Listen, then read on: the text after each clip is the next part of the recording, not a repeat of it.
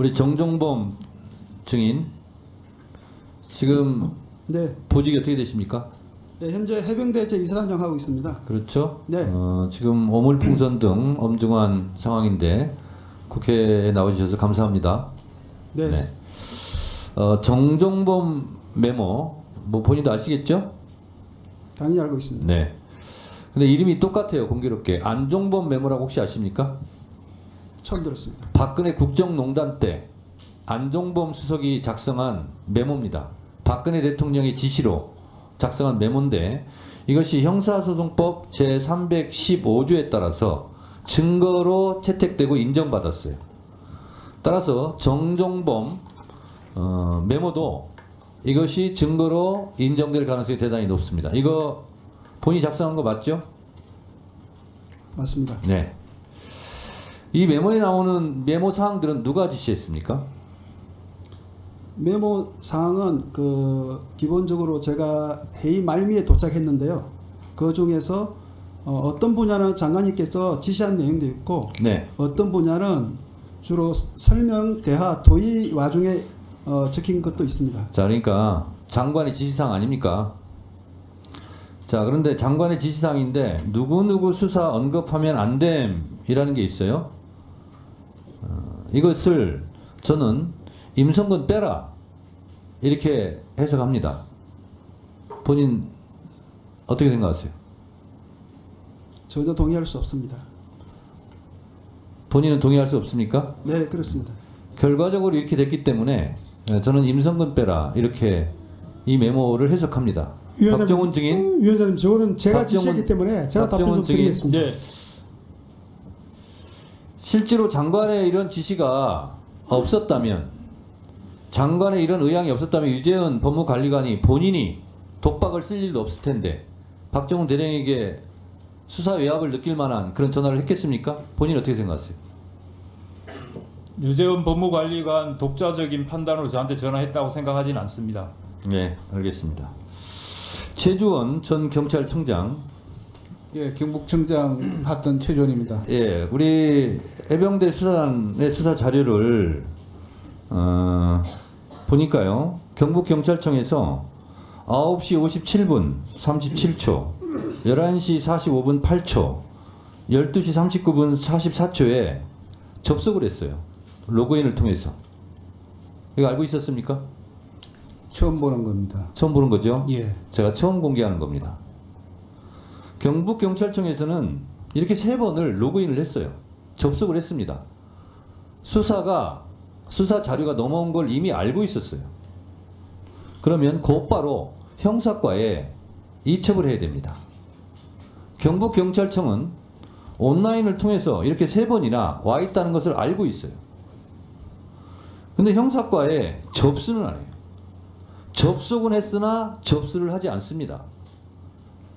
이 자체가 불법이라는 거예요. 형사과로 왜 이거를 접수를 안 시켰는지 증인은 알고 있습니까? 통상적으로 킥스에 사건 검토를 하고 난 다음에 킥스에 등록을 하고 온라인에 이렇게 수신 처리를 하는 경우도 있고, 그 다음에 저거를 자, 뭐 증인, 여러 가지 케이스가 증인 있기 처음 때문에 봤다면서 모른다면서 뭘 그렇게 위증을 하고 싶어요? 통상적인 제 설명을 예를 먼저 말씀드리는 들으세요. 겁니다, 위원장님. 경북경찰청에서 8월 2일 아침 8시 2분 31초에 송신을 했습니다. 그리고 로그인까지 다 했어요. 자, 그러면 곧바로 이건 형사과에 이첩을 하고 접수를 시켜야 됩니다. 자, 다음 화면 보시죠. 자, 경북경찰청에서 보통 이렇게 로그인하고 접속을 하고 이게 넘어왔다고 하면 형사과에 바로바로 처리를 합니다. 근데 어찌된 일인지 이 사건은 가만히 있어요. 로그인만 해요. 로그인만 계속 3번 해요. 그리고 형사과에 이걸 접수를 안 시켜요. 왜 그랬을까요? 이거는요, 둘 중에 하나입니다. 눈치를 봤던가 지시를 받았던가. 증인은 이 사실 자체를 모르고 있기 때문에 이거에 대해 답변 못 하시겠네요. 제가 보고 받기로는 10시 30분경인가 인편으로 서류를 가지고 왔습니다. 자, 그리고 거기 설명이 증인 이 부분에 대해서 12시 반까지 증인 진행이 이 부분에 대해서 소리로 서면으로 답변해 주시고요. 이종섭 증인, 예, 대통령과 개인 폰으로 3번 통화한 거 맞죠? 우즈베키스탄에 있을 때? 네, 맞습니다. 네.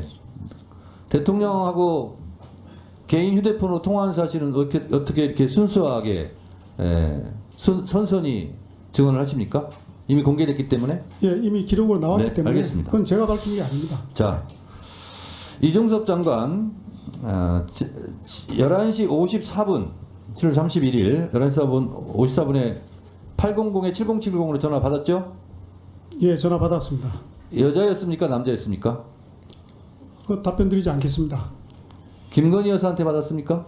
답변 드리지 않겠습니다. 김건희 여사한테 답변 김건희 여사라고 답변 못 하겠습니까? 답변 드리지 않겠습니다. 네. 7월 31일 11시 54분 이종섭 당시 국방부 장관에게 대통령실 02-800-7070으로 전화가 왔습니다. 누군지는 밝힐 수 없습니다. 여자인지 남자인지도 밝힐 수 없죠? 답변 드리지 않겠습니다. 네. 윤석열 대통령한테 전화 받은 거 맞죠? 답변 드리지 않겠습니다. 윤석열 중요한 것은 대통령한테 전화 받은 거 맞죠? 제가 이첩 보류 지시한 것은 적법한 것이기 때문에 엉뚱한 답변하지 마시고요. 전화 받은 것이 중요한 건 11시 아니라고 생각합니다. 54분 800-7070으로 전화하신 분이 윤석열 대통령 맞죠? 답변 드리지 않겠습니다.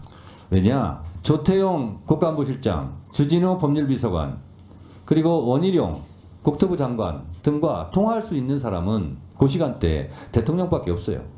대통령이 아니면 김건희 여사밖에 없어요. 제가 봤을 때는. 근데 김건희 여사는 아닌 것 같아요. 왜? 기사에 국토부 장관하고 대통령이 직접 전화를 해서 지시했다. 이런 기사가 나왔기 때문에. 그러면 윤석열 대통령 아니냐? 저는 그렇게 생각합니다. 본인은 답변 못 하시겠지만.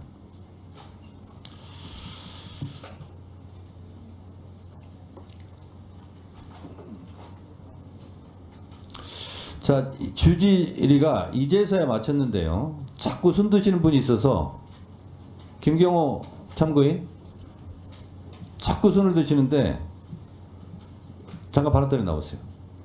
잠깐 뭐 하실 말씀 있습니까?